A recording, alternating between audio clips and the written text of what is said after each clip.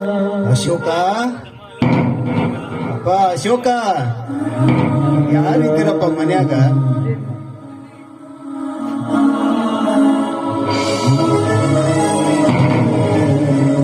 ಯಾರವರು?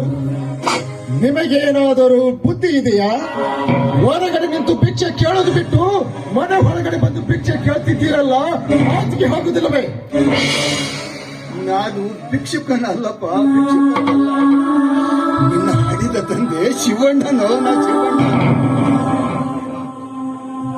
ಓಹೋ, ನೀವ ಸ್ವಾಭಿಮಾನದ ಶಿವಣ್ಣನವರು. ಪಡೆದ ಮಕ್ಕಳಿಗೆ ವಂಚನೆ ಮಾಡಿ ಒಬ್ಬ ಮಗನಿಗೆ ಹೊಸ್ತು ಕೊಟ್ಟು ಉಳಿದ ಮಕ್ಕಳಿಗೆ ಭಿಕ್ಷೆಯ ಪಾತ್ರೆ ಕೊಟ್ಟು ಮನೆಯಿಂದ ಹೊರ ದಬ್ಬಿದ ಮಹಾದ್ರೋಹಿಯಾದ ಶಿವಣ್ಣನವರು. ಈ ಮಗನ ಮುಖ ನೋಡುವುದಕ್ಕೆ ಯಾಸಿಗೆ ಹೋಗುತ್ತದೆ ಎಂದು ಹೇಳಿದವರು ಇಲ್ಲಿವರೆಗೂ ಬಂದಿರುವಿರಿ. ಯೋಗ್ಯ, ಯಾವ ಸಂಚು ಹೂಡಿಕೊಂಡು ಬಂದಿದ್ದೀಯಾ? ಯಾವುದಾದ್ರೂ ಸಾಲವನ್ನು ನನ್ನ ತಲೆ ಮೇಲೆ ಹಾಕ್ಬೇಕಂತ ಬಂದಿರುವ? ಇಲ್ಲ, ಹಸಿದ ಹೊಟ್ಟೆಗೆ ಹಣ ಕೇಳುವುದಕ್ಕಾಗಿ ಬಂದಿದ್ದೀಯೋ?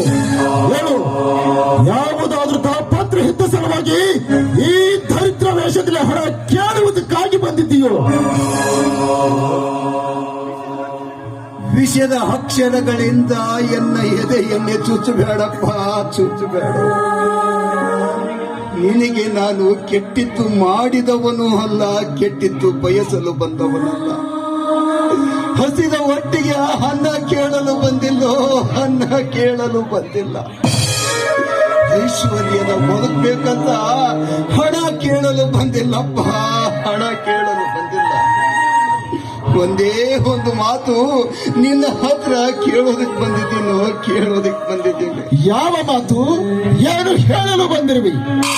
ಇದ್ದ ಒಂದು ಆಸ್ತಿ ನಿನ್ನ ಮುದ್ದಾದ ಮಗ ಮುರುಳಿಗೆ ಕೊಟ್ಟು ನಮ್ನೆಲ್ಲ ಬಲಿ ಕೊಟ್ಟಿ 10 ಜನ ವಾಸಿಸುವ ಮನೆಯನ್ನು ಸಾಲದಲ್ಲಿ ತೀರಿಸಿಬಿಟ್ಟು ಈಗ ನಾವು ಇಬ್ಬರು ಗಂಡ ಎಂದು ಸುಖವಾಗಿರುವುದನ್ನು ಕಂಡು ಸಹಿಸಿಕೊಳ್ಳಲಾರದೆ ನಮ್ಮ ಗುತ್ತಿಗೆಯನ್ನು ಕತ್ತರಿಸಲು ಬಂದಿರುವಿಯ? ಹೇಳೋ, ಯಾತಕ್ಕಾಗಿ ಮನೆಗೆ ಬಂದಿರುವಿ ಎಂದು? ನೀನು ತಿಳಿದುಕೊಂಡಷ್ಟು ಹೀನ ಹೃದಯದಲ್ಲಪ್ಪ ನಾನು. ನನ್ನ ಅಂಗಳದಲ್ಲಿ ಹುಟ್ಟುವ ಮಕ್ಕಳು ಮಾವಿನ ಮರಗಳೆಂದೇ ಕೆಲವು ಬೇವಿನ ಮರಗಳಾಗುತ್ತಾವಂತ ನಾನು ತಿಳಿದಿರಲಿಲ್ಲಪ್ಪ.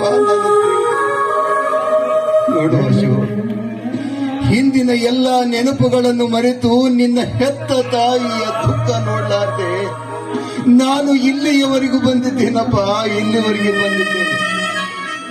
ವಿಷಯ ಅರಿತುಕೊಂಡು ನನ್ನ ಮಾತು ನಡೆಸಿಕೊಡ ಅಶೋಕ. ಸಾರ್ಥಕವಾಯಿತು. ಹೆತ್ತವರ ಋಣ ಮುಟ್ಟಿಸಿಬಿಟ್ಟೆಯಪ್ಪ, ಮುಟ್ಟಿಸಿಬಿಟ್ಟೆ ಅಶೋಕ್. ನಿನ್ನನ್ನು 9 ತಿಂಗಳು ಹೊತ್ತು ತುತ್ತು ಮಾಡಿ ಉಣಿಸಿದ ನಿನ್ನ ತಾಯಿ ಋಣ ಮುಟ್ಟಿಸುವುದಕ್ಕಾಗಿ ಒಂದೇ ಒಂದು ಸಲ ನೀ ಬಂದು ಕಣ್ಣು ತೆರೆದು ನೋಡು, ಕಣ್ಣು ತೆರೆದು ತಾಯಿ ಎಂದು ತಿಳಿಯಲಾರದೆ ಕನಿಷ್ಠ ಪಕ್ಷ ನಿನ್ನ ಮನೆ ಮುಂದೆ ಬದುಕುವ ಒಂದು ನಾಯಿ ಎಂದು ತಿಳಿದು ನನ್ನ ಸಾವಿತ್ರಿಯ ಪ್ರಾಣ ಉಳಿಸಪ್ಪ. ನಿನ್ನ ಕಾಲಿಗೆ ಶಿವಣ್ಣ, ನಿನ್ನ ಕಣ್ಣೀರಿನ ಕತೆಗೆ ಮರಳಾಗುವ ಹುಚ್ಚನಲ್ಲ. ನಿಮ್ಮಂತವರಿಗೆ ಹೊತ್ತು ಬುದ್ಧಿ ಕಲಿಸುವ ಕರುಣಾಮಯಿ ನಾನು.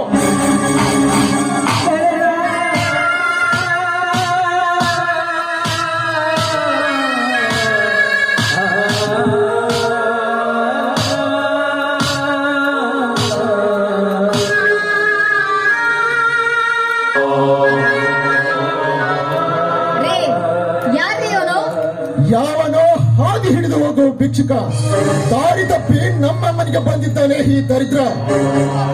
ಇಂತ ಭಿಕ್ಷುಕರಿಗೆಲ್ಲ ಮನೆಯಲ್ಲಿ ಬಿಡಿಸ್ಕೊಂಡಿದ್ರಲ್ಲಿ ಬರ್ರಿ ಮೊದಲು ಒಂದು ಬುದ್ಧಿ ಕಲಿಸ್ರೆ.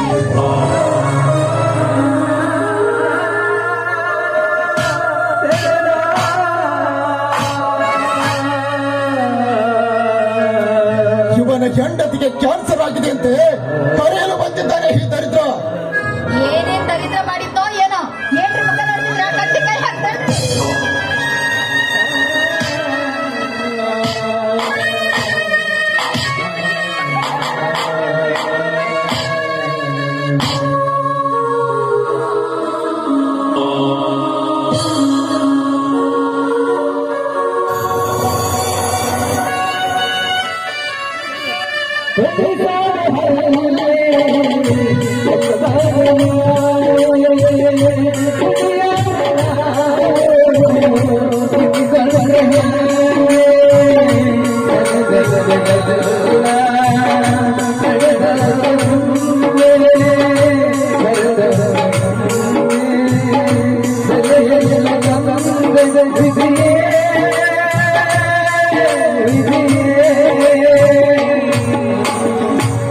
ಸಾವಿತ್ರಿ ಸಾವಿತ್ರಿ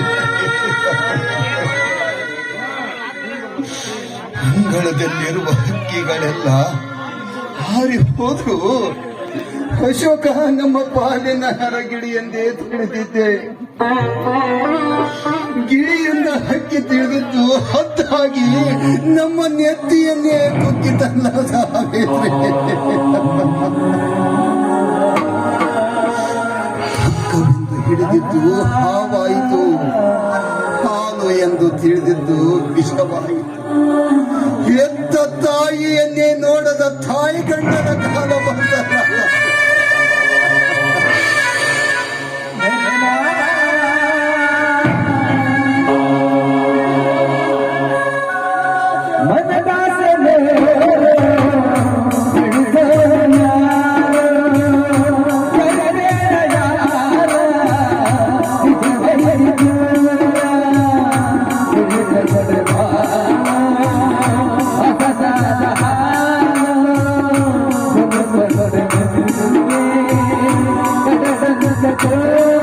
Vivier